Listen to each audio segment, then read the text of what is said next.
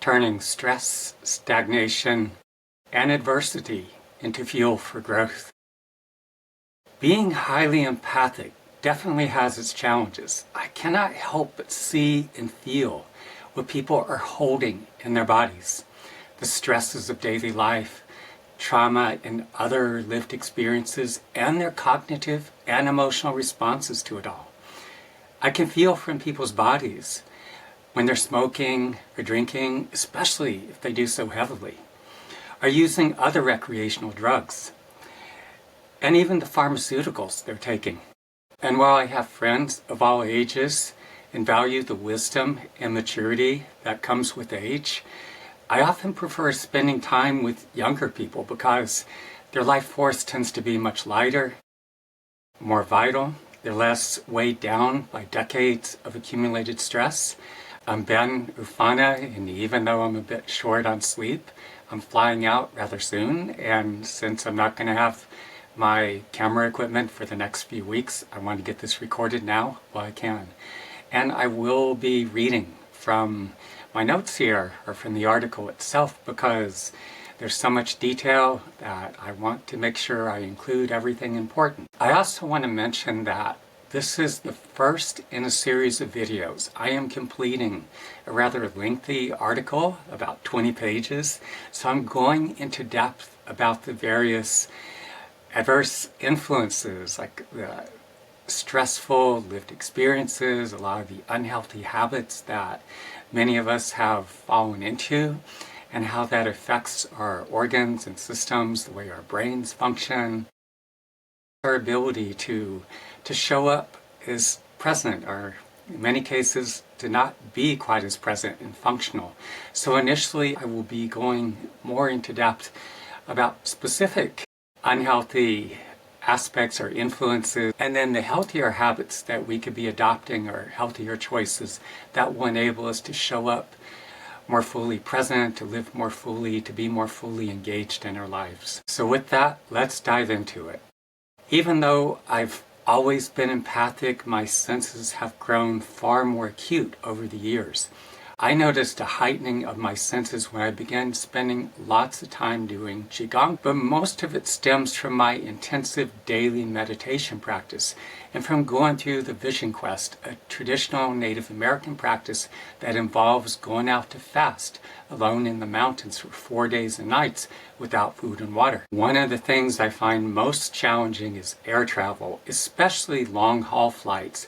The airlines have made a science out of packing as many bodies as possible onto a plane.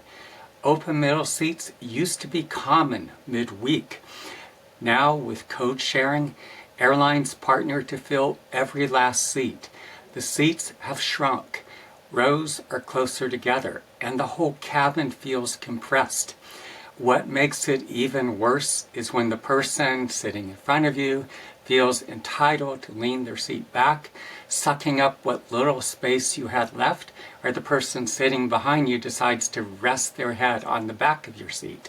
It starts to feel claustrophobic really fast.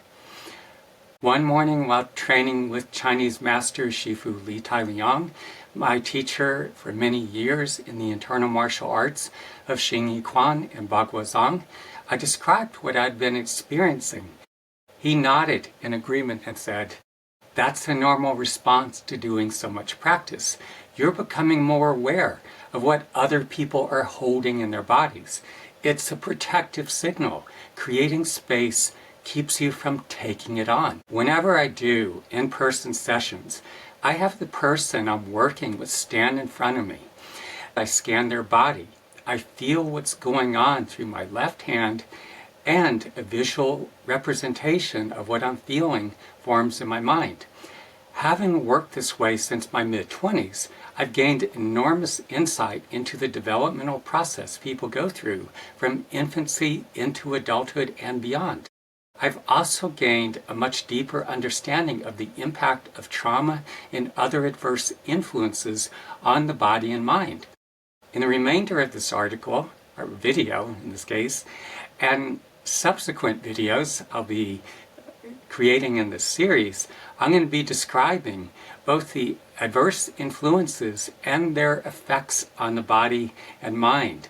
And then I'm going to be detailing the healthier choices we can be making that help us maintain our health, facilitate growth, and cultivate a growing sense of aliveness. Our individual experiences vary tremendously, yet all of us, to varying degrees, experience trauma in one form or another.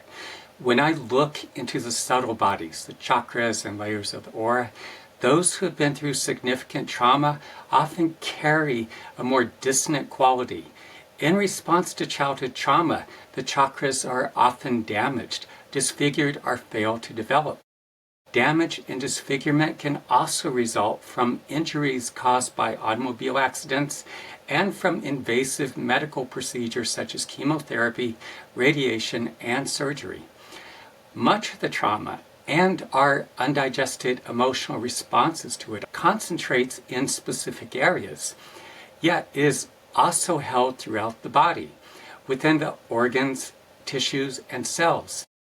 And it isn't only trauma that gets stored, it's also work-related stress, heartache, and other losses and disappointments, along with anxiety, fear, frustration, anger, and other unprocessed emotions. Our lived experiences and our emotional responses to them need to be thoroughly digested.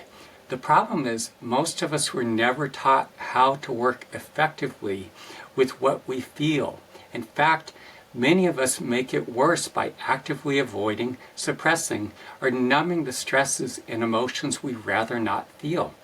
Yet, whatever we fail to digest remains trapped in the body indefinitely. Sadness, grief, fear, anxiety, and anger, and other undigested emotions held in the body take on a heavy, dense quality over time. Putrefying as they congeal within us. Whatever we avoid, suppress, or numb ourselves to becomes fixed, solid, or immobile. That stasis feeds the repetitive patterns many of us stay stuck in, where we attract the same kinds of people and reenact the same deeply wounding events again and again. In our attempts to form intimate relationships, many of us keep repeating the same story with new faces, choosing partners who are emotionally unavailable and trying to win their love. In work and productivity, we start strong, stall in the hard middle, jump to a new project, or procrastinate until panic sets in and we're running on adrenaline. In both areas, we're often setting ourselves up for failure because our blind spots keep us from seeing the patterns clearly or grasping the consequences of our actions. Underneath it all is undigested trauma, stress, and emotion driving our thoughts and behavior. Many people today are living under enormous pressure. They're working long hours in jobs they not only don't enjoy but find gratingly stressful.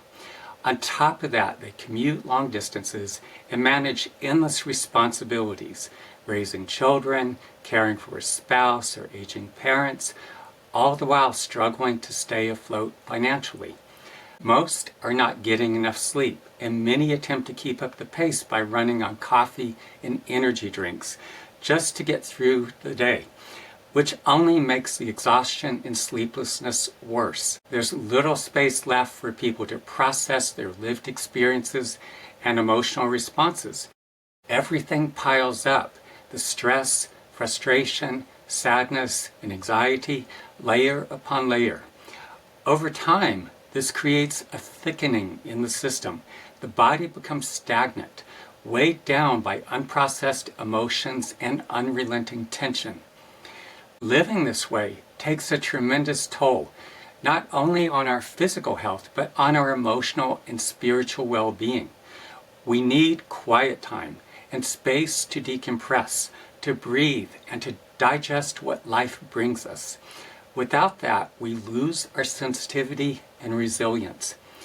When people who are operating like this come in for sessions, I feel it immediately.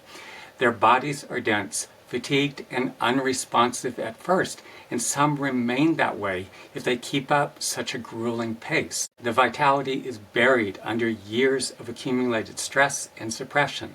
For those who follow through with the sessions, slow the pace, and care for themselves, the backlog of stagnant emotion, stress, and unprocessed lived experience is digested. Toxins are cleansed from the body, and the person beneath begins to re-emerge, clearer, lighter, and more fully alive. As I was saying, this is the first in a series of videos. If this message is resonating with you, you find yourself stressed out, stagnant, overwhelmed, and you want to move through it, the fact that I've trained with a traditional Native American doctor and medicine man, have gone through so many vision quests, I work as a conduit, as indigenous healers have done for centuries. The presence working through me facilitates a process that enables you to digest your lived experiences along with your cognitive and emotional responses to it all, transforming them into fuel for growth. You gain enormous clarity, insight, and become far more resilient. If you'd like to know more or schedule a session, reach out to me.